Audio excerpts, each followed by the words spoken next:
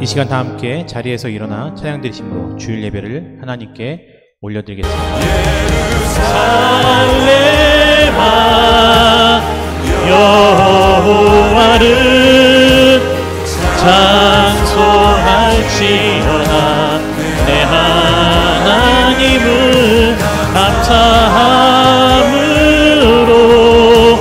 그 앞에 나가며 주님의 앞에 경배해. 예루살렘아 여호와를 찬송할지어다. 내 하나님을 감사함으로 그 앞에 나가며 주 임재 앞에 경배. 신앙 고백 드리시겠습니다. 나는 전능하신 아버지 하나님 천지의 창조주를 믿습니다. 나는 그의 유일하신 아들 우리 주 예수 그리스도를 믿습니다. 그는 성령으로 잉태되어 동정녀 마리아에게서 나시고 본디오 빌라도에게 고난을 받아 십자가에 못 박혀 죽으시고 장사된 지 사흘 만에 죽은 자 가운데서 다시 살아나셨으며 하늘에 오르시어 전능하신 하나님 우편에 앉아 계시다가 거기로부터 살아있는 자와 죽은 자를 심판하러 오십니다. 나는 성령을 믿으며 거룩한 공교회와 성도의 교제와 죄를 용서받는 것과 몸의 부활과 영생을 믿습니다. 아멘. 자리에 앉으시기 바랍니다. 기도하겠습니다. 사랑해 주님 감사합니다. 오늘도 거룩한 주일 주님 앞에 나와 예배로 영광 올려드립니다. 주님, 우리의 예배가 온전히 아버지께 연락되어지게 하여 주시옵소서. 무엇보다도 그러한 예배로 나아가기 위해 성령의 충만함을 구합니다. 성령의 충만함을 따라 이 시간 우리의 모든 죄악들이 벗어지고 우리 마음의 분주함을 다 내려두고 우리 육신의 피곤함과 근심과 걱정 이 모든 것을 다 던져버리고 오직 흠없는 제물로 나아가기 위해 우리의 모든 것이 아버지께 집중되어지게 하여 주시옵소서. 주님, 나라와 민족을 위해 기도합니다. 이 나라 민족 가운데 주의 은혜를 부어 주시옵소서. 특별히 이 나라를 이끌어가는 위정자들 가운데 함께하여 주시어서 저들이 이 나라를 이끌어가는 데 있어서 자신의 욕심을 위해서가 아니라 자신이 속한 집단 이기주의를 위해서가 아니라 하나님의 영광을 위하여 국민의 행복을 위하여 더욱더 낮아지고 낮아지는 자들이 되게 하여 주시옵소서. 또한 우리 사랑하는 성도들 모든 삶의 처소를 위해 기도합니다. 우리의 발걸음이 닿는 곳, 손길이 닿는 곳, 가정과 직장과 사업장, 학업 어디든 간에 늘 주와 동행함으로 형통한 삶을 살아가게 하여 주시옵소서. 이 시간 말씀을 듣습니다. 전하는 자 듣는 자 모두에게 동일한 은혜가 되게 하여 주시고 이 패역한 세대를 말씀대로 살아가다가 말씀대로 승리하는 저희들이 되게 하여 주시옵소서. 예수님의 이름으로 감사드리며 기도드립니다. 아멘. 말씀 보겠습니다. 마태복음 6장 19절부터 24절까지의 말씀입니다. 마태복음 6장 19절부터 24절까지의 말씀입니다. 한 절씩 교독하도록 하겠습니다. 제가 먼저 읽겠습니다. 너희를 위하여 보물을 땅에 쌓아두지 말라. 거기는 좀과 동록이 해하며 도둑이 구멍을 뚫고 도둑질 하느니라. 오직 너희를 위하여 보물을 하늘에 쌓아두라.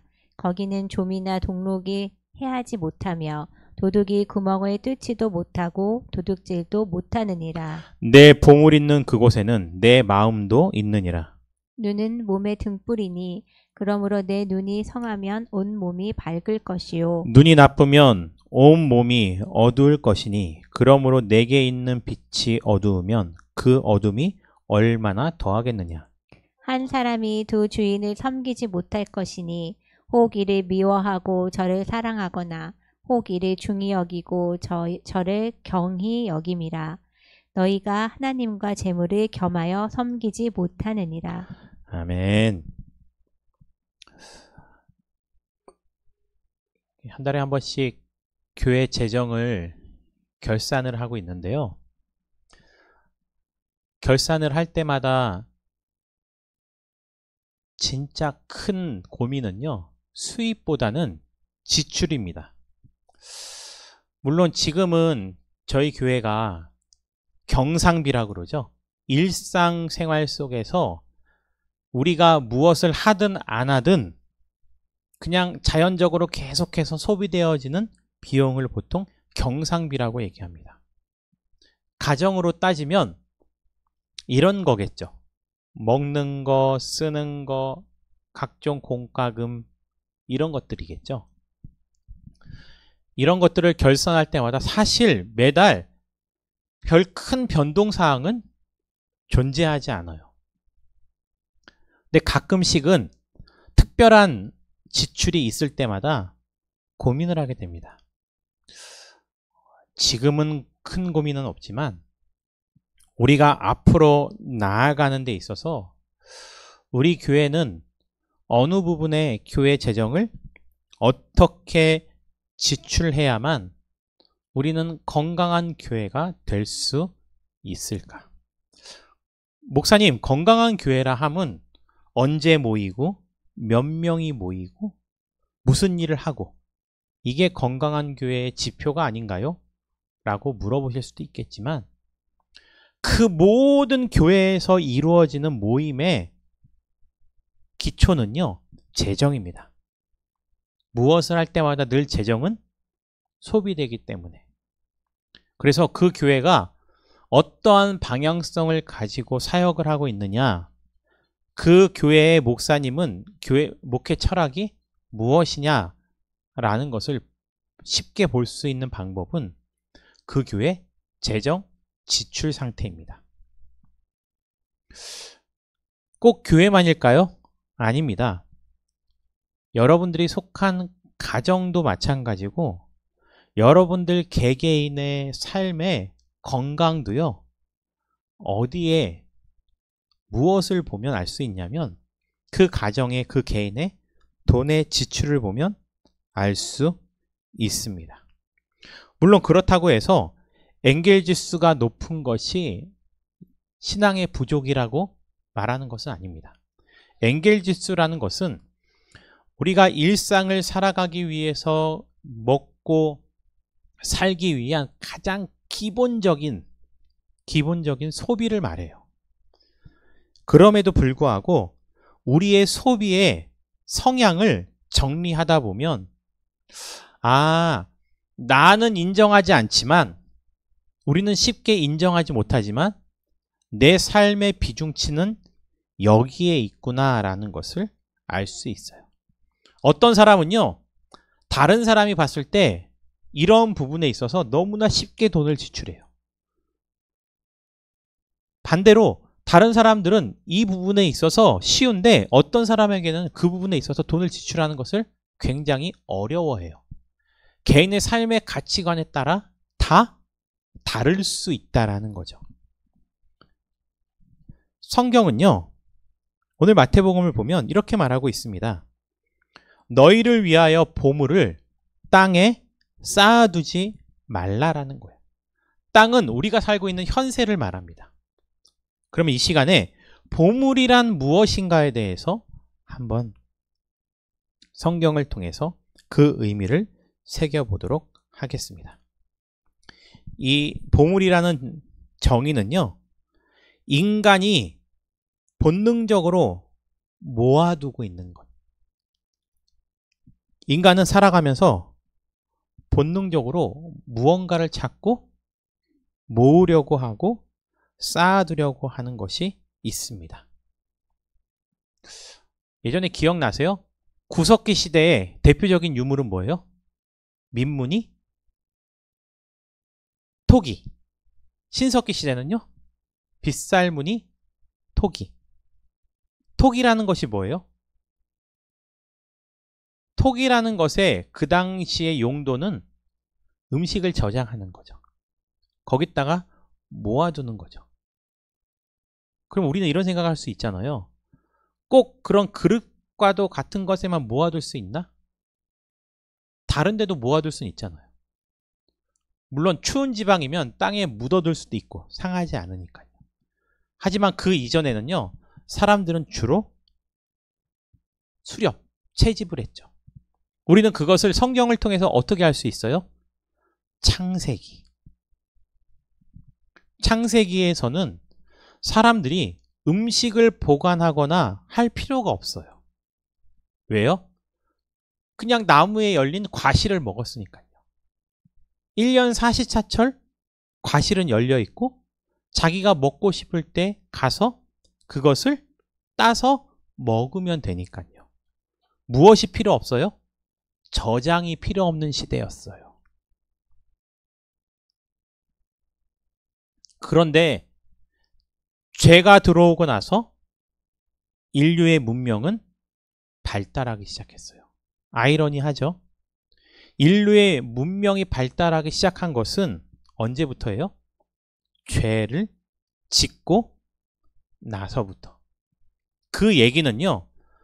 사람의 본능상 저장하려고 하는 본능은 기본적으로 무엇에 기인하고 있는 거예요? 죄라는 것에 기인하고 있는 거죠. 왜 죄라고 표현하고 있냐면 원래는 저장하지 않아도 살아갈 수 있는 시대가 있었기 때문에.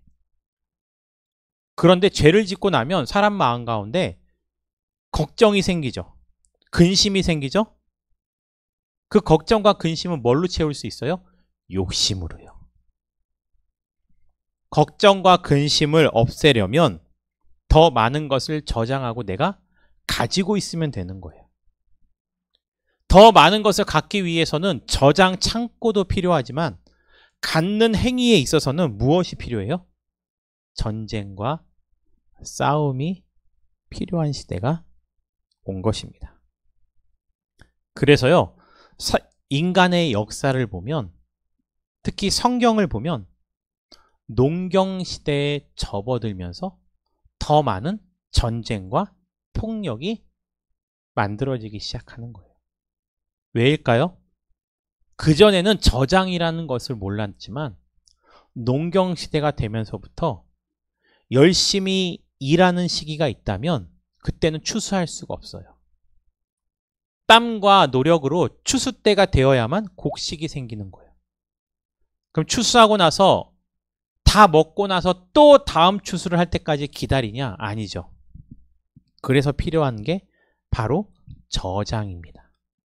보관인 거죠. 성경에서 오늘 본문에서 나오고 있는 보물이라는 단어는요.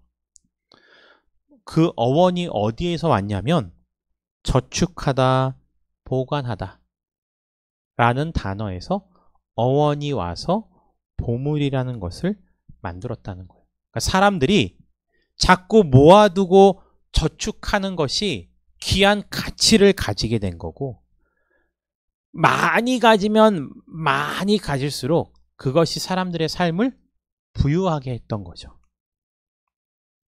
여러분들은 지금 무엇을 많이 저장하고 살아가고 있습니까? 우리는 나에게 무엇이 많으면 우리는 그것을 부자라고 여기고 부유하다고 말하고 있으며 그것이 나의 보물이라고 말하십니까? 여러분에게 있어서는 보물이라는 것은 무엇입니까? 당시대를 볼까요? 이 성경의 내용을 통해서 사람들은 과연 그 당시 무엇을 중요시 여겼을까? 생각해보면 첫 번째로 알 수 있는 것은 옷입니다. 옷이라는 것도요. 그 어원을 찾아가면 어디로부터 시작해요? 성경을 보면 창세기에서부터 시작하죠. 원래 인간은요. 옷이라는 것이 필요 없었어요.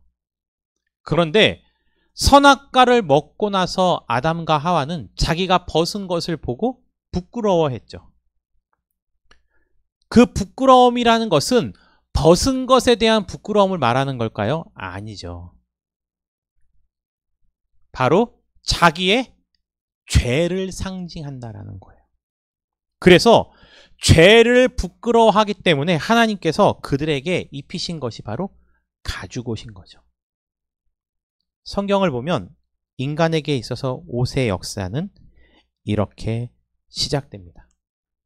자기의 부끄러움을 가리기 위해서 하나님이 주신 것이 옷이었어요. 그러면 옷은 그렇게 입으면 그만인 거예요. 물론 오늘날에는요, 외부로부터 자기의 몸을 보호하기 위해서 입기도 합니다. 외부의 환경으로부터. 그럼 옷의 정의는 그렇게 입으면 되는 거예요. 그 이상의 의미를 가질 필요는 없는 거죠. 하지만 옷이라는 것은 고대 근동에서부터 오늘에 이르기까지 인간이 가질 수 있는 가장 큰 사치의 하나로서 대표적으로 여겨지는 것이 바로 옷입니다. 이 옷에 대한 탐욕은 아직도 과거로부터 끝이 없고 앞으로도 끝나지 않을 욕심입니다. 왜냐면요, 과거 우리나라 문화를 봐도요, 어려운 시절에는 사실 새 옷을 사서 입는다는 것이 흔하지 않았어요. 그래서 우리나라 명절이 되면, 설날이나 추석 때가 되면 명절 기념으로 사 입기도 했죠. 하지만 시간이 흐르면서 소득 수준이 더 나아지면서 우리는 더 예쁜 옷, 좋은 옷을 선호하게 되고요.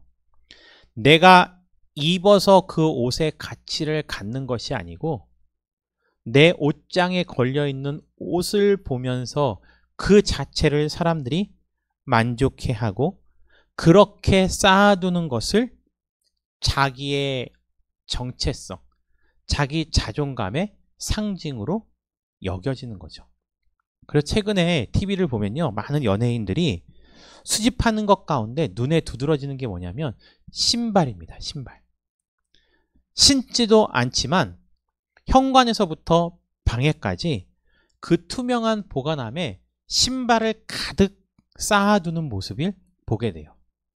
돈을 벌기 시작하면서 자기가 가지고 있는 관심 가운데 하나가 사람마다 다 조금씩 다르지만 동서고금을 막론하고 여전히 우리는 옷이 우리의 최소한의 삶의 방법이 아니고 바로 사치의 상징으로 여겨진다라는 거죠. 말씀을 한번 볼까요?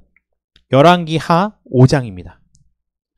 열왕기하 5장 말씀입니다.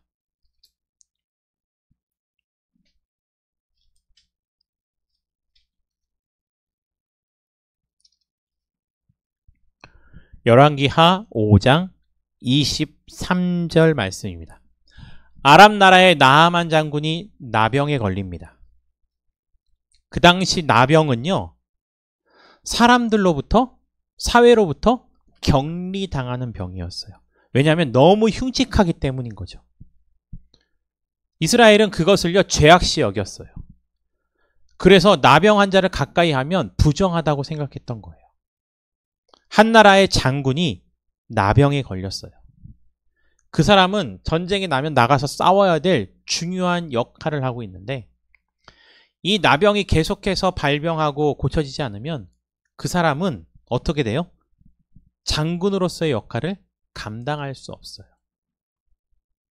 고대 사회일수록 나가서 싸울 수 있는 사람의 힘은, 권력은 막강하게 됩니다.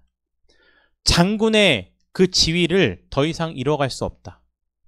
그 사람은 굉장히 많은 부분을 포기할 수밖에 없는 거예요. 근데 자기 나라에도 그 나라의 장군임에도 불구하고 그 병을 고쳐줄 사람이 없는 거죠. 그때 나아만 장군의 집에서 일하고 있던 이스라엘에서 포로로 잡아왔던 한 소녀가 그 병은요, 우리나라에 있는 선지자를 찾아가면 그 선지자가 낫게 해줄 거예요. 비록 적국에 있는 선지자였지만 나아만 장군은 부끄러움과 이러한 것들을 따질 여력이 없었어요. 그리고 자기의 병을 낫게 해줄 수 있다는 그 말을 듣고 오늘 말씀 읽어볼까요? 23절 시작. 나아만이 이르되 바라건대 2달란트를 받으라 하고 그를 간권하여 은 달란트를 2전대에 넣어 매고 옷 2벌을 아울러 2사환에게 치우매 그들이 게하시 앞에서 지고 가니라. 결국 선지자를 통해서 나병이 낫게 되죠. 요단강에 가서 씻으래요. 물론 그 중간 과정은 있지만 그리고 나서 나아만이 병을 고쳐준 것에 대해서 사례하는 마음으로 주었던 것이 무엇이냐면 은 2달란트와 옷 2벌이에요. 금과 은은 과거로부터 사람들에게 굉장히 중요시 여겨졌던 보물 가운데 하나죠.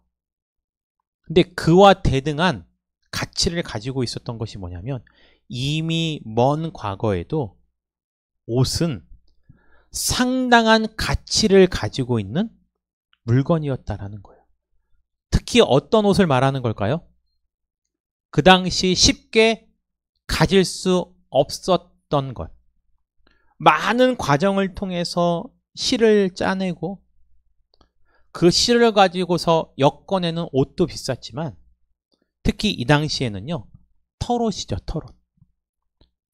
흔하게 잡을 수 없는 동물들의 그런 털옷도 굉장한 가치를 가지고 있었다라는 거예요.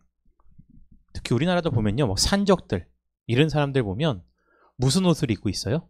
호랑이 가죽옷. 호랑이를 몸에 덮고 있다라는 것 자체가 무슨 상징이에요? 호랑이를 내가 잡았잖아요. 용맹함, 힘의 상징이기 때문인 거죠. 그래서 그만큼 옷의 가치는 굉장히 중요했다라는 거예요. 말씀을 또 볼까요? 여호수아서 7장. 여호수아서 7장 24절 말씀입니다.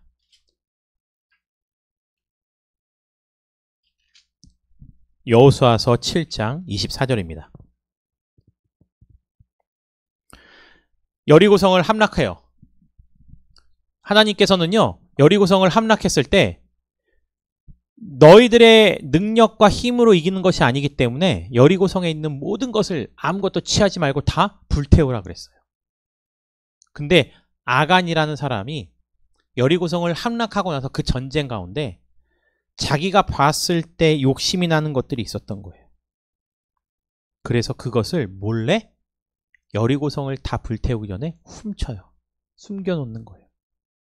그리고 나서 그 다음 성 아이성에 도착해서 전쟁을 합니다. 여리고성에 비하면 아이성은요. 함락하기 너무 쉬운 성이에요. 오늘 말씀 여호수아서 7장 24절 읽어볼까요? 시작.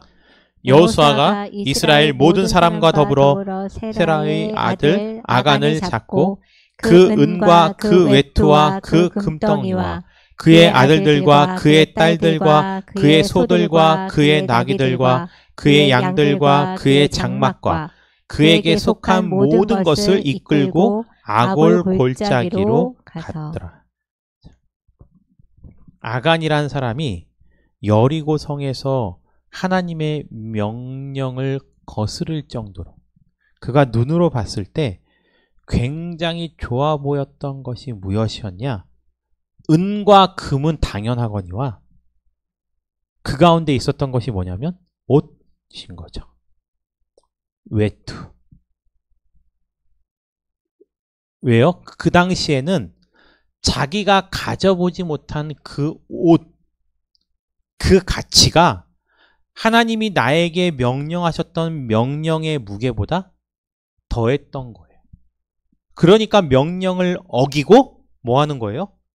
그거를 훔치는 거죠. 왜 보물이 있는 곳에 하나님이 우리에게 마음이 있다라고 말씀하시는 걸까요? 우리의 삶의 가치 가운데 내가 무엇을 중요시 여기느냐가 결국 우리의 믿음의 현주소라는 거예요. 하나님의 말씀이 가장 가치 있다면 우리는 무엇을 바라보든 그보다는 하나님의 말씀을 더 중히 여길 것인데 하나님의 말씀이 우리 가운데 있지 않아요. 말씀에 무게를 두지 않아요. 그러니까 하나님이 금하셨음에도 불구하고 그것에 마음을 어떻게 돼요? 빼앗기게 되는 거예요. 마음을 빼앗겼다라는 것을 상용적인 말로 무엇을 말해요? 눈이 가리워졌다? 어두워졌다라고 말하는 거죠. 더 된소리로 발음하면 뭐가 돼요? 눈에 뭐 하는 게 없다? 네, 뵈는 게 없는 거예요. 하나님이 눈앞에 서 있음에도 불구하고 뵈는 게 없는 거죠. 하나님이 바라보이지 않고 그 앞에 있는 은과 금과 외투가 바라보는 거예요. 한 사람 아간의 죄가 어떤 결과를 갖고 왔는지 아세요? 여리고성은 싸우지도 않고 점령했어요. 다친 사람이 있었을까요? 없죠. 죽은 사람이 있었을까요? 없죠. 근데 아이성 전투는요, 너무나 많은 사람이 죽었어요. 그 사람의 잘못으로요? 아니요. 한 사람의 욕심으로 인해서. 하나님 말씀보다 더 무게를 두는 삶을 살아왔던 아간이라는 사람이 한순간의 욕심을 버리지 못해서. 그래서요, 그 당시대 옷, 그래서 마태복음 6장을 보면요, 예수님이 무엇을 먹을까 입을까 염려하지 말라고 했던 것은요, 먹고 입는 것이 흔하기 때문이 아니에요. 그 사막 기후 가운데 살아가고 있는 사람들에게 진짜 중요시 여겨졌던 것이 먹는 것과 입는 것이었기 때문이에요. 일상적인 것이 아니에요. 아주 귀한 요소로 여겨졌지만 그럼에도 불구하고 예수님께서는 무엇을 먹을까 입을까 염려하지 말라라는 거죠. 왜요? 그보다 더 가치 있는 것이 하나님의 말씀이니까. 그보다 더 중요한 것이 하나님의 나라이니까. 그 나라를 보고 살아가야만 우리는 이 땅 가운데 살아가면서 지난주 말씀처럼 무엇을 이루며 살아갈 수 있으니까요? 구원을 이루며 살아갈 수 있으니까요. 구원을 이룬다라는 것은 우리가 이 땅 가운데 살아가면서 우리의 삶의 여정의 가치를 퇴색시키지 아니하고 우리가 이 땅 가운데서 살아가는 것만큼 하늘나라의 상급을 쌓고 살아갈 수 있기 때문인 거죠. 왜? 그래서 오늘 말씀에 예수님께서요, 보물을 우리가 땅에 쌓아두지 말라고 그랬냐면 내 욕심을 위해서 무엇을 입을까 먹을까 염려하며 저장 강박증에 시달려서 내가 어떻게 하면 더 가질 수 있을까? 내가 입어서 가치 있는 것도 아니에요. 요즘은 입지도 않지만 내 옷장에 걸려져 있는 옷만 보고도 그것을 나의 정체성과 나의 자존감이라고 생각하는 현 시대를 살아가고 있는 모습과 그 당시 시대와 다르지 않다라는 거예요. 근데 예수님께서 이렇게 말씀하시잖아요. 너희를 위하여, 하나님을 위해서 내가 옷을 옷장에 쌓아두는 사람이 있을까요? 하나님, 당신의 영광을 위해 내가 옷장에 옷을 쌓아두었습니다. 또 보물이라는 것이 무엇일까요? 돈이죠. 또 무엇일까요? 곡식이죠. 하나님, 내가 당신을 위해서 옷장에 옷을 쌓아두고 당신을 위해서 곡식을 쌓아두고 당신을 위해서 내가 내 통장에 돈을 쌓았나이다 라는 사람이 있을까요? 아니에요. 하나님의 영광을 위해서라면 옷장에 옷을 쌓아둘 필요도 없고 곡간 안에 음식을 저장할 필요도 없고 또 오히려 하나님의 영광을 위해서라면 내 통장에 돈을 쌓아둘 필요도 없다라는 거예요. 저축을 하지 말라라는 게 아니죠. 모으는 행위 자체가 하나님의 영광과 상관이 없는 거예요. 무엇이 상관이 있을까요? 모아둔 것을 가지고서 그것을 어떻게 사용하느냐가 하나님의 영광과 관련 있는 것이지. 다시 말하면요. 모아두는 이유는 뭐예요? 잘 뭐하기 위해서요? 사용하기 위해서. 근데 우리는 모아두는 것에만 관심이 있지 사용하는 것에 대한 관심이 부족해요. 그럼 이렇게 말할 수 있죠. 목사님, 저는 지금 당장 먹고 죽을 것도 없어요. 저는 모아두는 것에 관심이 없어요. 엘리야 선지자가 한 가난한 과부를 만납니다. 그 과부에게는 자녀 한 명이 있었죠. 그 과부는요, 이제 먹을 것이 한 번밖에 없어요. 그래서 성경을 보니까 뭐 하려고 그랬어요? 그것을 잘 밥을 만들어서 먹고 자녀와 함께 죽으려고 했어요. 선지자가 찾아가서 먹을 것을 내오라고 명령을 해요. 아니, 가난한 집인 게 뻔히 알 거라고요. 그 먹고 죽으려고 하는 그 사람에게 먹을 것을 내오라고 명령을 한다고요? 그게 선지자로서 할 행동이에요? 맞죠? 아닌 거죠. 그 행위 자체는 엘리야 선지자가 했던 것이 아니에요. 하나님이 그 가정을 아셨기 때문인 거죠. 근데 그 여인은 어차피 하나 먹고 죽으나 먹지 않고 죽으나 똑같을 거라고요. 그냥 내줘요. 하나님의 선지자니까. 하나님이 그것을 아는 거죠. 얼마나 모으냐가 아니고 우리가 그것을 가지고 어떻게 사용하느냐가 우리의 믿음의 현주소인 거예요. 그러니까 마지막 남은 것마저 내가 이거라도 먹고 죽으려고 그러는데 그걸 뺏어가냐고 말한 것이 아니고 그것마저도 기꺼이 내어줄 수 있는 그 과부의 모습을 보고 하나님은 그 가정 가운데 마르지 않는 축복을 주신다라는 거죠. 하나님께서는요, 내가 얼만큼 모아두었느냐에 관심이 있는 것이 아니에요. 우리의 가정이요, 믿음의 가정이 어떻게 해서 아름다워지고 건강해질 수 있는지 아십니까? 가족의 개개인들이 다 같지 않은 다른 가치관을 가지고 살아가고 있지만 가정 안에서 우리 가정의 물질을 사용하는 이유가 무엇인지 알아야 되는 거죠. 우리 가정의 소비는 어디에 집중되어지고 있는가? 퍼센테이지를 말하는 게 아니에요. 마음을 말하는 거죠. 우리는 무엇에 인색하고 무엇에 인색하지 않고 있는가? 오히려 내가 살아가고 있는 우리의 소비 가운데 내가 인색하다고 생각하는 것, 아니 인색하게 소비하고 있는 그것에 오히려 우리는 더 마음을 두고 사용해야 되는 것은 아니었는지, 반대로 이것은 필요한 거라고 해서 어쩔 수 없이 사용하고 있지만 오히려 그것은 우리가 하나님 앞에서 더 인색하게 사용해야 될 것이 아닌지 생각해 봐야 되는 거예요. 아마 엘리야를 만난 그 과부가 이것이 우리의 마지막입니다 하고 선지자의 명령을 거절했다면 그 이후에 누렸던 화수분과 같은 곡식 가루를 꺼내도 그것이 없어지지 않은 그 축복을 우리 인생 가운데서도 자기의 욕심과 아둔함으로 인해서 누리지 못하는 사람도 분명히 많다라는 거예요. 볼까요?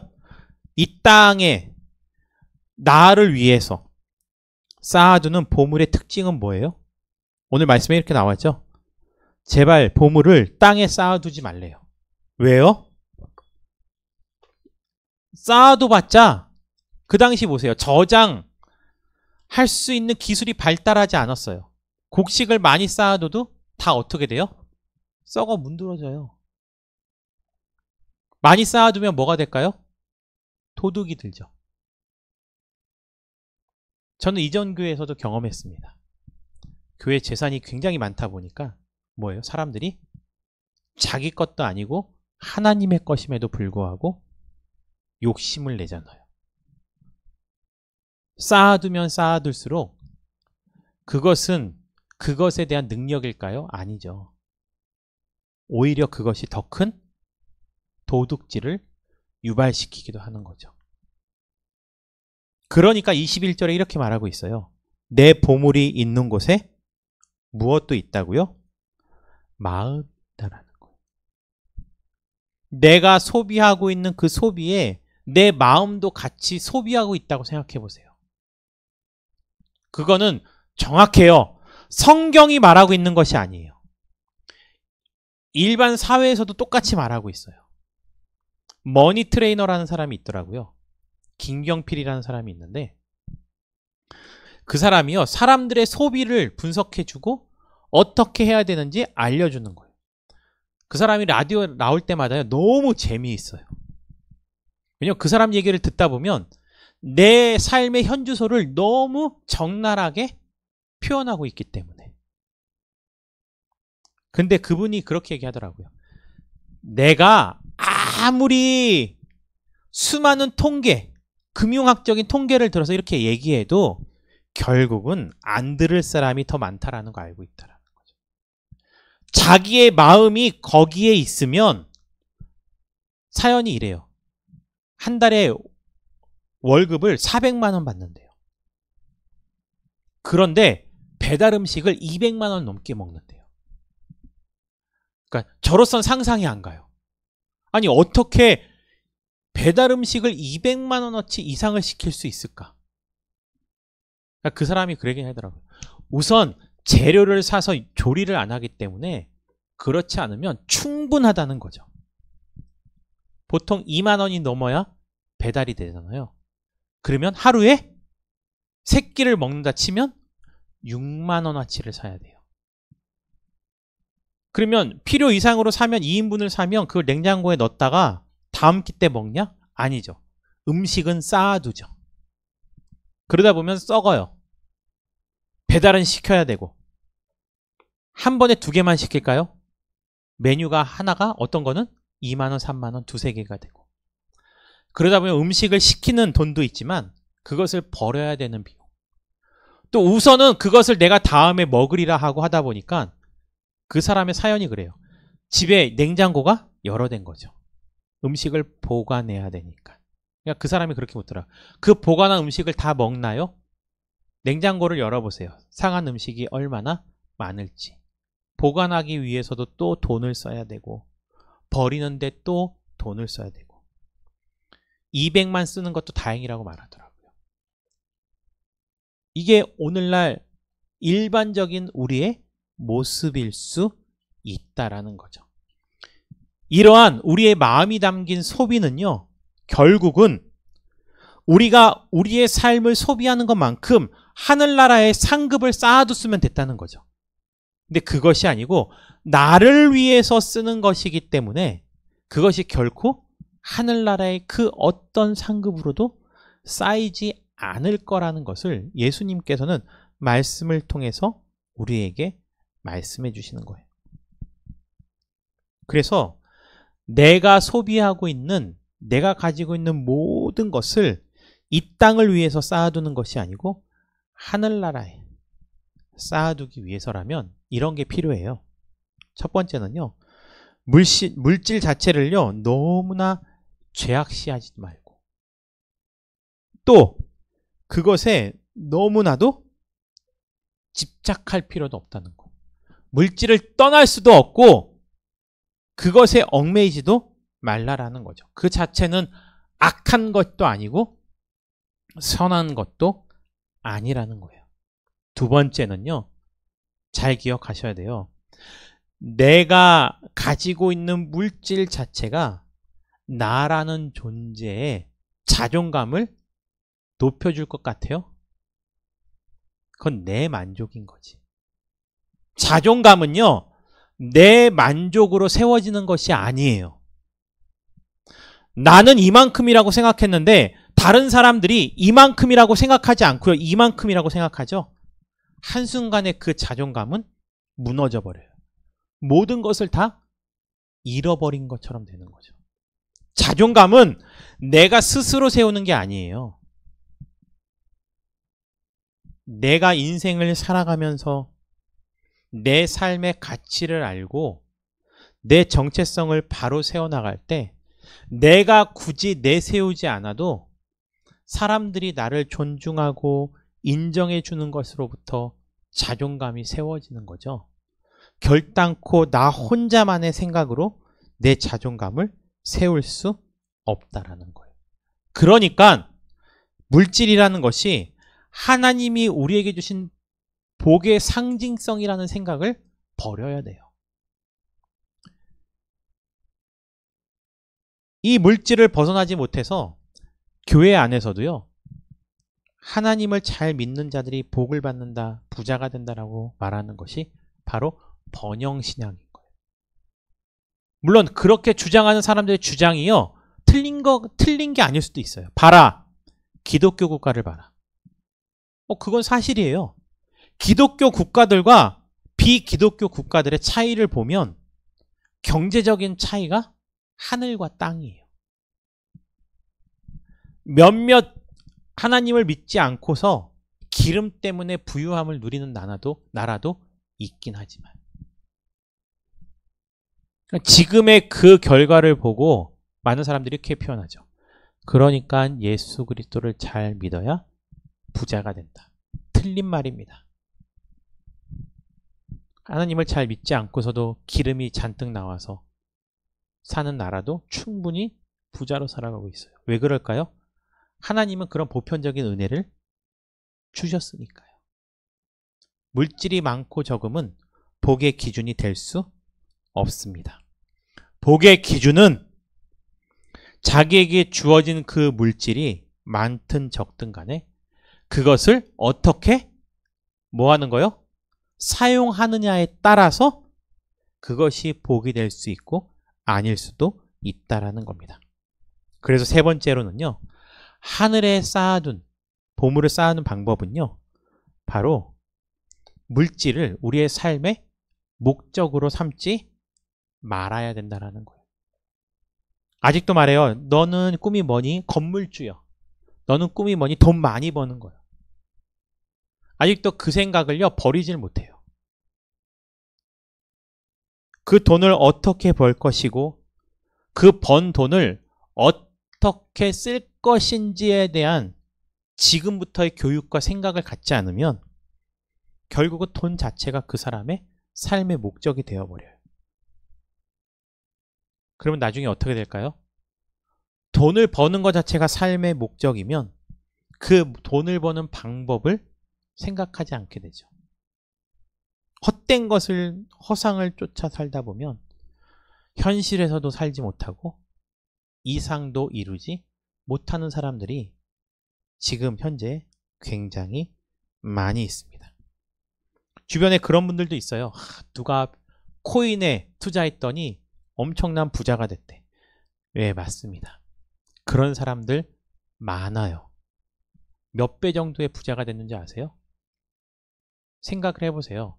처음 나왔을 때 몇백 원, 몇천 원, 몇만 원이 손에도 집히지 않는 가상화폐가 지금 하나에 얼마예요? 1억이 넘어요. 1억이. 그러면 적어도 10,000배 이상. 그 당시에 10,000원짜리를 10개 샀던 사람은요, 지금은 10만 원을 가지고서 10억이 된 거예요. 벌써 금액만 들어도 가슴이 쿵쾅쿵쾅하죠. 그 결과만 가지고서 바라봤을 때 그렇지 못한 사람이 지금도 허다한 거죠. 그 코인 때문에 얼마나 많은 사람들이 지금 빚을 지고 인생을 포기하고 자기의 삶을 포기해버리고 얼마나 많은 고통을. 그러니까 재작년에 한참 그러잖아요. 코로나 때요. 힘드니까 젊은 사람들이, 그 학생들도 코인에 투자를 하는 거예요. 빚을 내서 사채를 써서. 근데 그 빚 때문에 대학생들도 살아갈 수가 없는 거예요. 누구는 그것을 탕감해주자. 누구는 절대 안 된다. 탕감해주자라는 사람이고, 그러면 어떻게 살아가냐. 한 사람은 그러죠. 다른 것도 아니고 헛된 욕망에 빠져서 투자를 했던 돈을 갚아주면 어떡하냐. 말도 안 된다. 이런 게 정치적으로도 굉장히 대립돼 있어요. 현재도. 성경은 우리에게 말을 합니다. 한 사람이 두 주인을 섬기지 못할 것이니 혹 이를 미워하고 저를 사랑하거나 혹 이를 중히 여기고 저를 경히 여김이라. 너희가 하나님과 재물을 겸하여 섬기지 못할 것이다. 여러분들의 마음의 중심은, 무게는 어디에 있습니까? 오히려 우리가 소비하는 것만큼 마음을 소비하는 거라면 우리의 마음을 하나님께 두고 우리의 시간과 물질과 재정을 잘 소비하여서 우리가 소비한 만큼 제발 그 포인트를 하늘에 쌓아두고 살아갈 수 있기를 주님의 이름으로 축원드립니다. 기도하겠습니다. 사랑해 주님 감사합니다.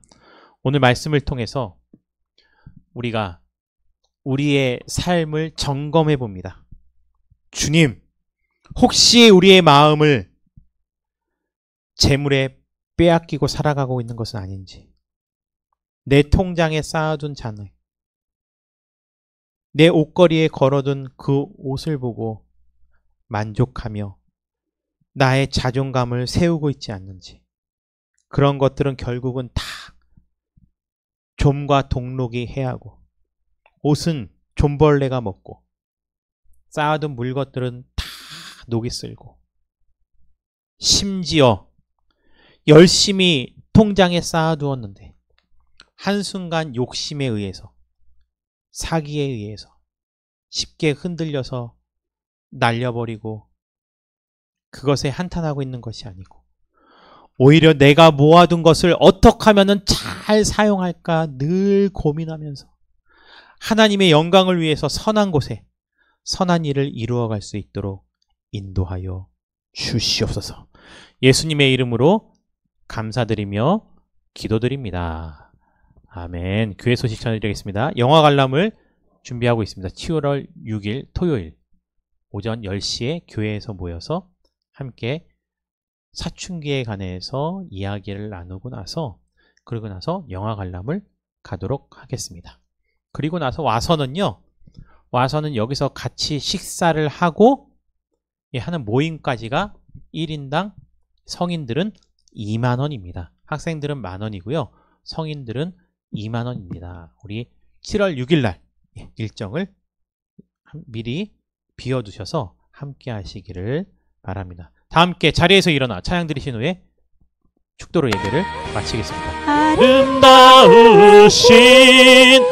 오 놀라우신 영원할 수 없는 사랑, 오 위대하신 하나님의 사랑 영원히 찬양하리. 아름다우신 오 놀라우신 영원할 수 없는 사랑, 오 위대하신 하나님의 사랑 영원히 찬양하리. 이제는 우리 주 예수 그리스도의 은혜와 하나님 아버지의 크신 사랑과 성령의 내주교통 위로하심 충만하심이 이제는 이 세상을 살아가되 이 땅에 마음을 두지 아니하고 오히려 하늘나라에 마음을 두고 이 땅 가운데서 하늘나라 상급을 쌓으며 살아가길 소망하는 사랑하는 성도들 머리 위에 영원히 함께 있기를 간절히 축원하옵나이다. 아멘.